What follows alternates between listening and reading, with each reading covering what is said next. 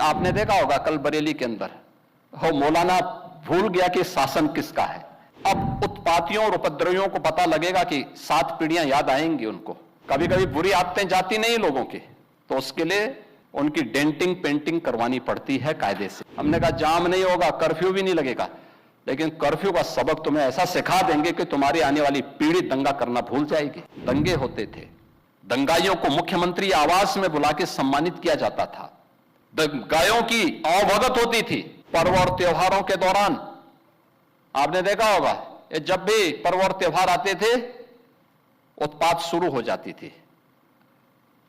अब उत्पातियों और उपद्रवियों को पता लगेगा कि 7 पीढ़ियां याद आएंगी उनको, क्योंकि कभी कभी बुरी आदतें जाती नहीं लोगों की, तो उसके लिए उनकी डेंटिंग पेंटिंग करवानी पड़ती है कायदे से, जिससे उनकी बुरी आदतों को हम ठीक कर सकें।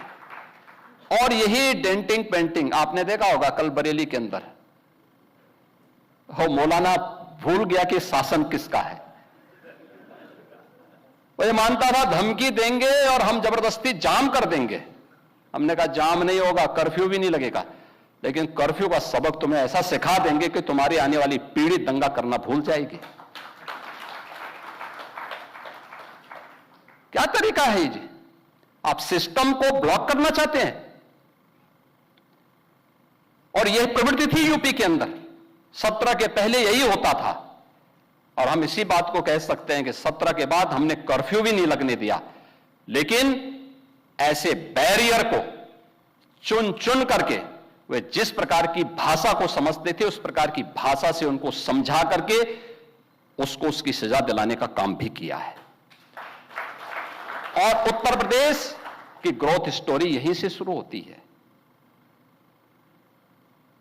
अगर आजादी के समय, मैं उससे पहले नहीं जाता, लेकिन 1947 में भारत आजाद हुआ, अगर उस समय भारत की इकोनॉमी में भारत का, उत्तर प्रदेश का कंट्रीब्यूशन 14% था, तो ये 14% फिर से होना चाहिए। और 14% नहीं होना चाहिए, बल्कि जितनी आबादी है उत्तर प्रदेश की, उत्तर प्रदेश उतना कंट्रीब्यूशन करता हुआ दिखाई दे।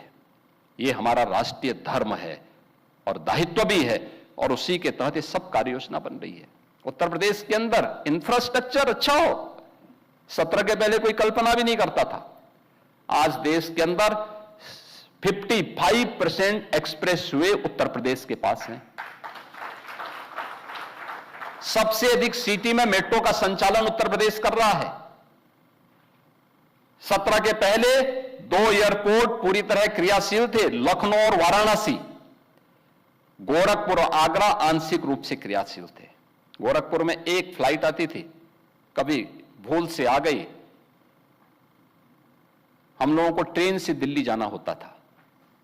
आप सोचो 14 घंटे की हमारी जर्नी हुआ करती थी। बहुत इमरजेंसी में कोई होगा तो मुझे गोरखपुर से लखनऊ 6 घंटे बाई रोड आना पड़ता था, फिर यहां से मैं फ्लाइट पकड़ता था दिल्ली के लिए।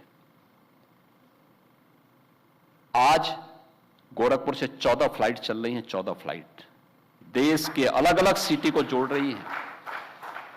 16 एयरपोर्ट हमारे आज के दिन पे क्रियाशील हैं।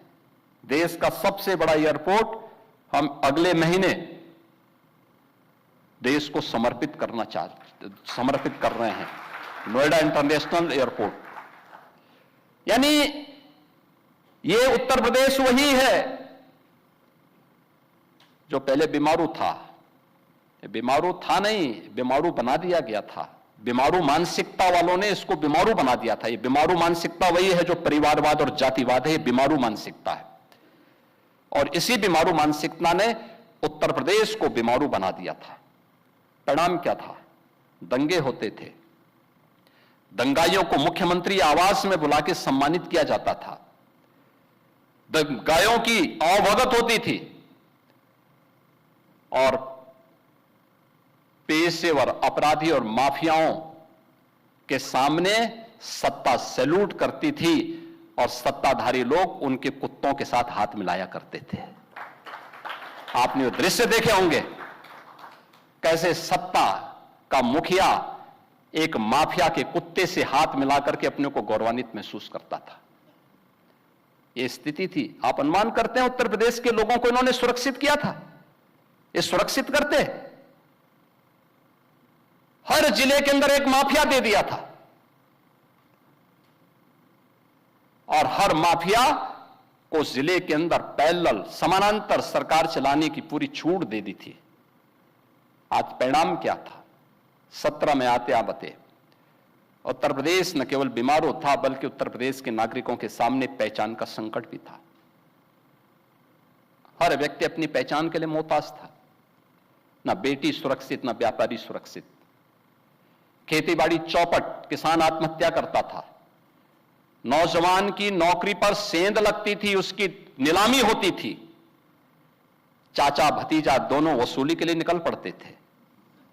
वसूली का गैंग चलता था। ट्रांसफर पोस्टिंग में इनके दलाल बोली लगाया करते थे। और आप भी देखते होंगे जब हम ट्रांसफर पोस्टिंग करते हैं तो आज भी उनकी पीड़ा झलक उठती है। कैसे हम लोगों ने उनके उस अनैतिक अवैध व्यापार पर कैसे प्रहार किया है। उनके सभी चेले चपाटे किस प्रकार से चिल्लाते हुए दिखाई देते हैं।